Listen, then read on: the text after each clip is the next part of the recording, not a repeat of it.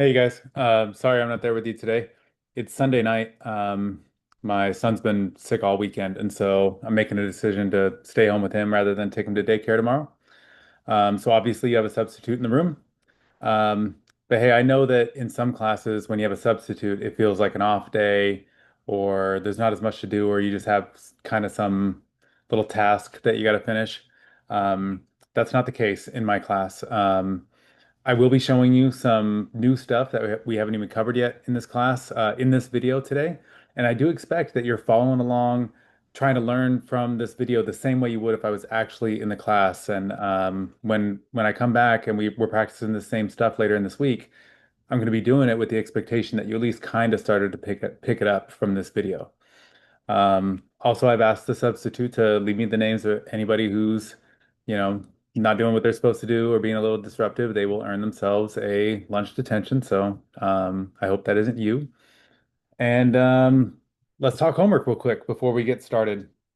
So, this paper that you see on the screen right now, that's your warm up. You should have that in front of you. If you started it, that's fine, but you might have to go back and redo some stuff based on what I tell you in a moment.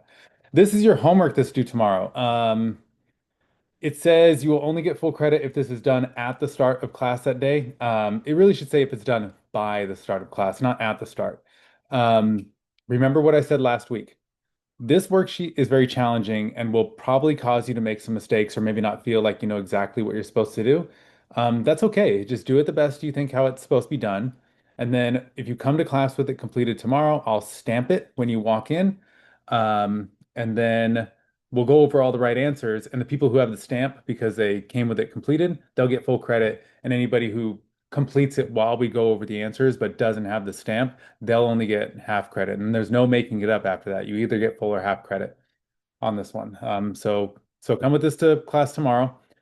If you need a copy because you were absent on Thursday or Friday or you lost it or whatever, there's copies of this somewhere in the room. I'm not 100% sure where I left them. They might be on a front counter somewhere, or they might be in that bin directly above where you get your warm up from. There's a sign on the wall that says copies of old worksheets and warm ups or something like that. Look in there for this one if you can't find it anywhere else. Okay. All right, back to the warm up. Um, so one of the big goals that I have for you as a learner today is to really hone down the difference between what is meant when someone says evaluate an expression and simplify an expression. Those are the two main things we're going to do with expressions, and I need you to know what I mean when I say those things. Um, these are things that we wrote in our vocab foldy flappy thing, so you can always refer back to that if you need to know what it means to evaluate. And there's not a flap specifically for simplifying, but we definitely wrote about it in some of the note sections. This warm up is obviously about evaluating these expressions.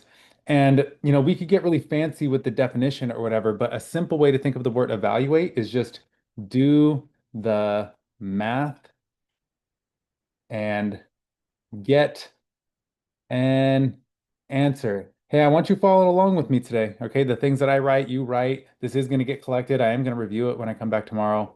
Um, and so, yeah, to evaluate an expression means to do the math and get an answer. But here's the thing, you can't do that with variables. If this stuff right here underneath my thumb was not on the paper and it just said P minus M divided by 2, you can't evaluate that. You can't do that math and get an answer because what is P minus M?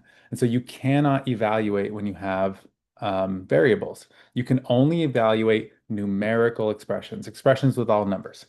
And so that's where this stuff comes into play. It's telling us to use m equals -2 and p equals 8. And so we're going to substitute those into the expression for their variables. That's an important keyword that hopefully you've heard that before, but if not, when you put a number in the place of a variable in an expression or an equation so you can work the math, that is called making a substitution. And so, like I said, some of you might have already started this and started working ahead. If I'm probably going to need you to erase some stuff because a big part of this unit that we're in this algebra unit, as a seventh grader, there's a lot more expectations on how you write your math. And I'm going to be talking about this a lot throughout the unit, and I'll explain this more a different day. But for right now, what I need you to know is that there is a proper way to write it when you evaluate an expression. And no, just writing the answer out there, like if you've already figured out that this is what? 5 and you just have a 5 on your paper, not good enough. Go, erase it so you can put what really has to be on there in this spot for me, okay? When you go to substitute some values into an expression, so we're going to put -2 for m and 8 for p. The first thing you do is rewrite the expression exactly the way it looks with the numbers in place of the variable. You have to rewrite everything exactly the way it looks, just the numbers are where the letters used to be. So uh, p is going to be 8. Then I have a minus symbol, so minus. And then m is -2, so -2.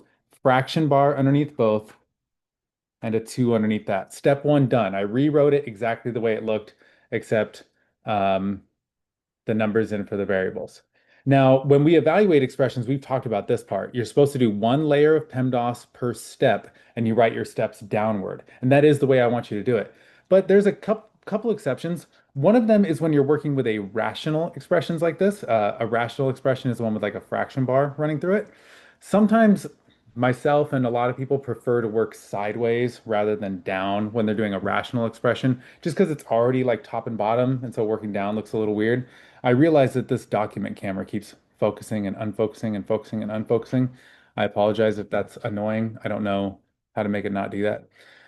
But anyways, so what I'm going to do is I'm going to use an arrow here, and that's going to kind of indicate to the reader my next step is over to the right. Sometimes people use equal signs too. That's perfectly fine.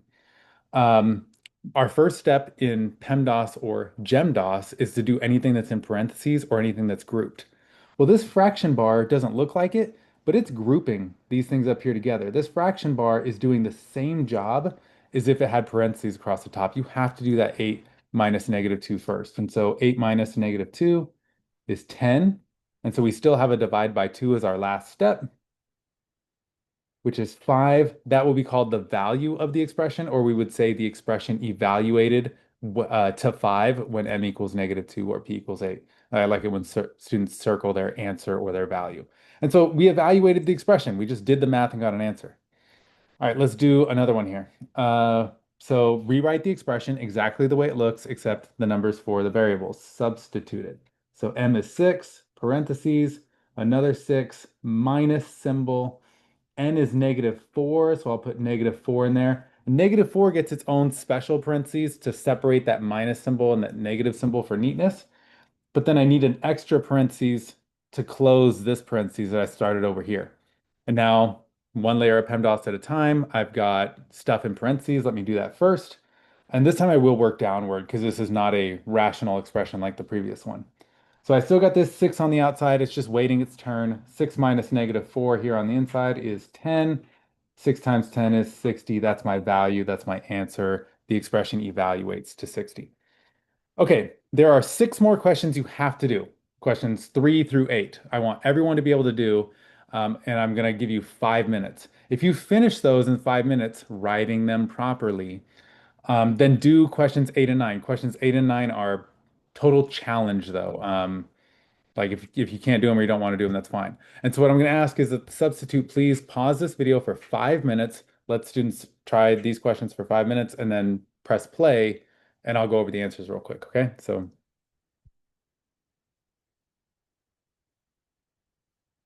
okay, I'm going to assume that the video got paused for 5 minutes, and hopefully you did questions 3 through 8. So I'm going to do them real quick. Now you just check your work with me, okay? Let's see here. H is 7 and J is -10. And then subtract another J, so minus -10. And let's see here, that's 7 times -10 is -70. And then we got to add 10, and we'll get -60 as our value. Next, we got QQ plus P, or Q plus Q plus P. So 6 plus 6 plus 4. That one's not too tough. That one's just going to come out to 16. Hopefully everybody got that one. All right, next, let's hear. We got A minus C on top of that fraction. So -7 minus 5, and then over 6. I'm going to work to the side for this rational expression. Oop, do a little bit of that. I hope you wrote -12 on the top of this fraction and not -2. -7 minus 5 is -12. And it might have helped you see that better if you wrote this -5 as plus -5 and over 6. And we could complete this by saying that that is equal or arrow to -2 and circle our value. Okay, Q is -7. P is -9 minus 2. So this will be -7. I hope you wrote -11 here, not -7, -9 minus 2. And that gets you positive 77 as your value of the expression. Okay, next, -3 times x, which is also -3, times y, which is 3. -3 times -3 is 9, times 3 is 27. Oops, it's like a groove in the table that marker got stuck in. Okay, let me move this a little bit. And then last one, y plus x times y. So we got -7 plus -5 plus negative, or times -7. So we get -7 plus positive 35 should be positive 28. If you did the last two, I'm not going to go over how to do those. Like, it's just not worth the time. But I did them real quick. I think I have the right answers. I don't know. I could have made a mistake. But just in case you want to see the answers, I think the answer to that first one is 616 135ths. And the answer to that second one is -68 45ths. I don't know. I could be wrong. Let me know tomorrow when I see it. Okay. And so what I would like to have happen now is I would like for you to make sure your name is on this warm up we just did. Stack it for collection where we always stack things. And then someone's gonna pick those up, and someone else is going to pass this one out. This should be somewhere on the front counter in the classroom. And so I want these collected. You could put a clip on them, leave them on the front counter, and these passed out. And so maybe pause the video for a couple minutes while that happens, and then press play when we are ready to go on this, please.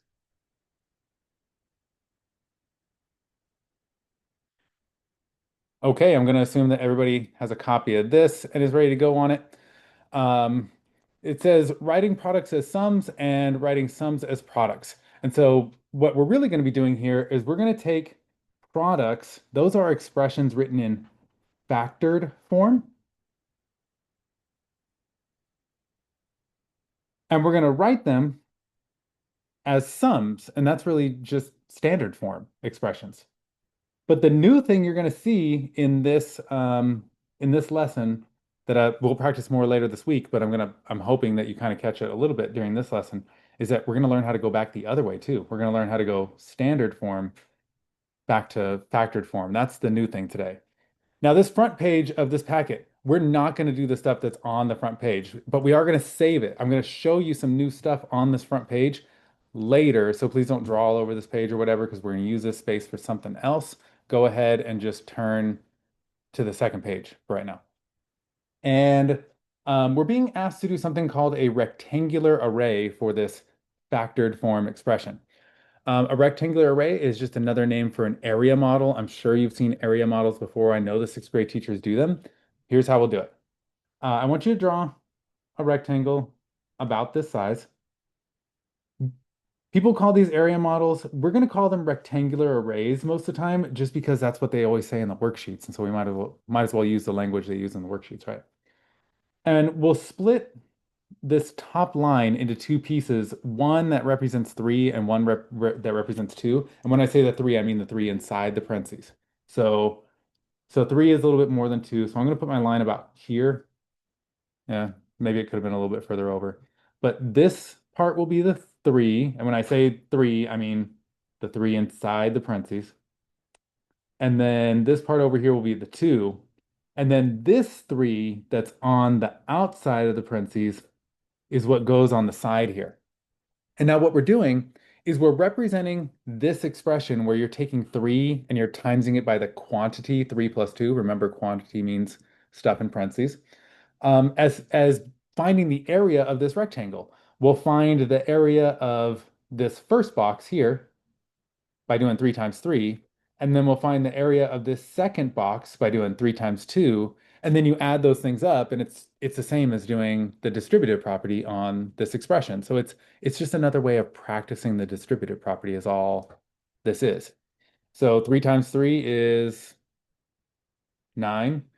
I like being like a, if you ever watched Dora the Explorer, when you're a kid and she would say something and you're supposed to call it out or whatever. 3 times 2 is 6. Good job. And then you add the 9 and the 6, and you get 15. Okay, and so we can do these where the values aren't necessarily numbers as well.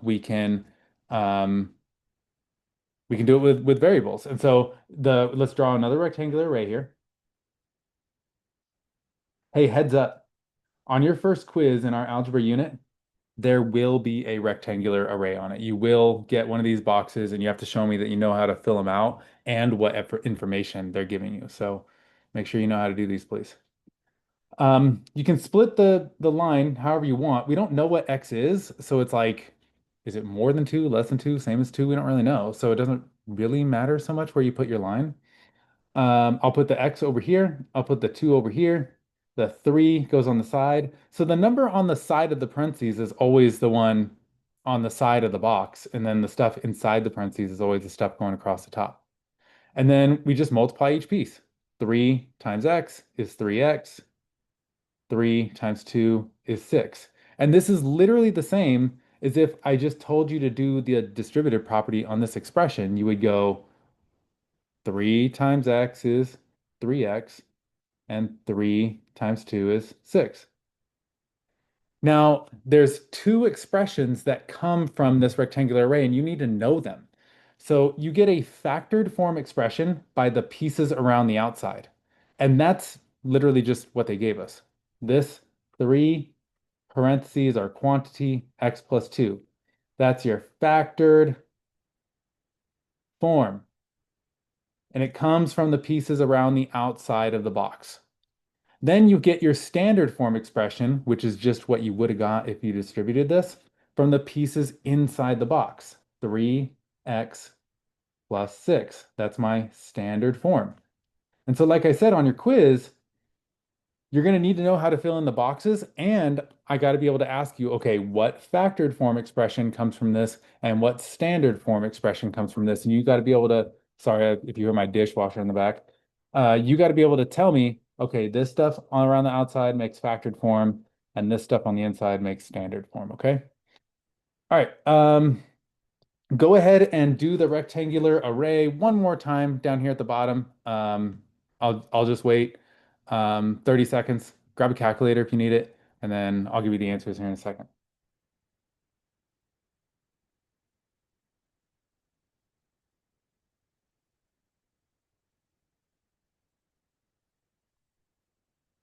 Getting my calculator out for this one. Let's see here. Okay, so you should have done 11 times 16. Well, wait, 10 times 16 is 160 plus an extra 16 is what? 176. I didn't need a calculator. And then 11 times 5 is 55. And then you got to add 176 and 55. It's late. I'm not at work right now. I'm going to use a calculator for that. You get 231. All right, and let's move on. Okay, so here is a new skill that I plan on showing you in this video. Again, we'll practice it later this week, but I want you to kind of get the idea right now. We're going to practice something called grouping. I want you to write this in big old letters. Grouping is pretty much exactly the same as combining like terms, but instead of just combining singular terms, if you have multiple quantities, meaning things inside parentheses, that are exactly the same, then you can combine those up and count them up the same way you do when you combine like terms. And so if I asked you what x plus x was, I'm hoping by now you're able to say, well, that's 1x, 1x, 1x. So 1, 2, 3, 3x. All right, that's combining like terms. Well, what I want you to be able to do is do that same thing, but with groups of things. Look, this is an x plus y, whatever an x plus y is, who knows? We don't know what it is. But this is also an x plus y, and this is also an x plus y. And so you can combine those three things together to make 3 quantity x plus y. They were all the same thing. I counted them up. I have three of them, 3x plus y. Okay, that's called grouping. It's just combining like terms, but with groups. We're not going to do anything with this one. All right, here's the other big thing that I want to show you today. So let's go down to the bottom of the paper first, and let's just do, geez, come on, focus. Thank you. Um, let's just do the distributive property on this. No big deal, right? 3 times x is 3x, and 3 times y is 3y. And what we just did is we took this factored form expression and we changed it to a standard form expression using the distributive property. That's what the distributive property kind of does for us in so many words. Well, lots of times in math, we want to be able to do things both ways. If I'm going to teach you a way to take something that's in factored form and put it in standard form, you need to know how to go from standard form to factored form because factored form can be very, very useful. Um, Maybe you heard young Catherine Goebel at the beginning of Hidden Figures last week. In the very first scene, she's describing some math she's doing, and she's saying if you write the equation as the product of two factors that are equal to zero, then common sense says that one of the two factors must be zero. Basically, what she's saying is if you put your equation in factored form, product of two factors, factored form means the exact same thing, and you know they equal zero, well then zero times something is zero, or zero times the other thing is zero, and it's a really common equation solving technique that you'll probably practice a lot in ninth grade. And so you got to be able to put stuff in factored form to use it. And so what we do is we look at these two terms and we say, what do these two terms have in common? Specifically, common factors. Well, I see a 3 in both of them, so 3 is their common factor. And so whatever you've decided is the common factor between the two terms, this one has a 3, this one has a 3, then you write that common factor and then you start a parentheses. And then what goes in the parentheses is what you would get if you divided each term by that common factor that you pulled out. So I have a 3x and I divide it. I was pointing at the screen. You can't see what I'm pointing over here. I have a 3x and I'm going to divide it by this 3. What's left? 1x or just x. Then I write my plus symbol. And now I'm going to do 3y divided by this 3. It leaves me with just 1y, which gets me to this right here, right? This factored form. And so what we did here is we went from standard form to factored using a skill called factoring. We factored this expression, or what people would say is they factored out a 3. Whatever number or variable or whatever you wind up putting on the outside of the parentheses, that's your first factor, and you say you factored that out. And so I said that we're going to use the front page for something, right? I want you to try factoring a couple expressions. So copy these along with me. I'm going to give you 10x plus 15y as an example. So this is so you put like ex here. This is my example. Now I look at my two terms here, and I have to say what common factor do they have in common? Um, well, I see a 10 and a 15. I have to think of a number that goes into 10 and goes into 15, meaning like if you count by it, you would hit 10 and you would hit 15, like 5, 10, okay, and 5, 10, 15. So 5 is the common factor between 10 and 15, meaning I can factor out a 5. So I will write a 5 and then open a parentheses. Then what goes in the parentheses is each of those terms divided by 5. So 10x divided by 5, 2x plus symbol. 15y divided by 5, 3y. Boom. I factored out a 5 and I wrote this standard form expression in an equivalent factored form. I want you to try two of them. My dishwasher's really going off. Okay, so let's see here. I'll give you, how about 6x plus 9y. You should be able to see a common factor there and just write the factored form below here. And then we'll do one more down here. How about you do 8w, we can switch it up, not use x and y, plus 12G. I went out of alphabetical order. Oh well, whatever. All right, take a second. See if you can factor out something from both of those expressions and write them in factored form, okay? I'm just gonna wait a second. You can pause it or not, but I'm not gonna wait very long. I'm gonna give you time to try it.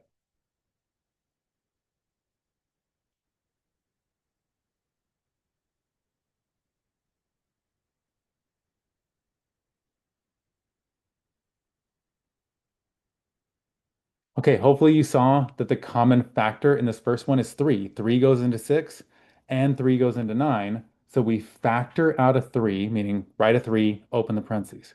And then in the parentheses, it's each thing divided by 3. So 2x, 6 divided by 3 is 2, and 3y. Here, you could have factored out a 2 or a 4. Both of them would actually be the correct move. Usually people want to factor out the bigger things though, so I'm going to go with the 4. I'm going to factor out a 4. And so 8w divided by 4 is 2w, and 12g divided by 4 is 3g. If you factored out a 2 and wrote 4w and 6g inside, you are still correct. Nothing wrong with that. All right. Um, I think what I'd like to have you do from this point is just finish the packet without me, however much time there is left in the period. Um, but um, on this one, just follow the instructions. Draw a rectangular array for this expression and complete it the way we did earlier in the period. For these ones down here where it says exercise 2, I don't want you doing this x equals 5 and c equals 1 business. All you have to do is the distributive property. You don't even have to draw any more rectangular arrays. I feel like we've done enough of those for the period. Just do the distributive property on this, put it down here. Just do the distributive property on here and put it down here. You don't have to do anything else. Same thing for parts C and D, continued. Just do the distributive property, write the result here. Just do the distributive property on this one, write the result here. You don't have to do anything else. And then down here, when you get to these, you're still doing the distributive property, but with division instead of multiplication. And so I'll do this one as an example, and then hopefully you can do the ones after. 6x divided by 15 is, oh, and then, sorry, 6x plus 15 divided by 3. I'm going to essentially distribute this dividing by 3 the same way I distribute something that's being timesed. And so the dividing by 3 has to touch each thing in the parentheses. 6x divided by 3 is 2x, and 15 divided by 3 is 5. But notice I don't put the 3 like in parentheses or on the outside of parentheses or whatever, like we were doing earlier with factoring. We're not factoring a 3 out. We're being told to divide by 3 because it's part of the expression. So a little bit different than what we were just doing a moment ago. Okay, so do this one the same way. Do this one the same way. Do this one the same way. This one, expand the expression, is just another way of saying do the distributive property. So just distribute it. That's all I need you to do. And same thing here. Like, don't worry about all these instructions. Just do the distributive property is all I need you to do on that last one. Okay, no more rectangular arrays or anything like that. I feel like we did enough of those throughout the period. Okay. I don't know how much time there's gonna be left in the period when this video stops playing. But try to finish the packet from here. It shouldn't take that long. If you have extra time, then you get this homework out and you can work on it. And if you already have it done, you can check answers with people and see if they're doing the same thing you're doing, because this one is pretty tough and you can kind of talk about it, okay? All right, I plan to see you tomorrow. See you.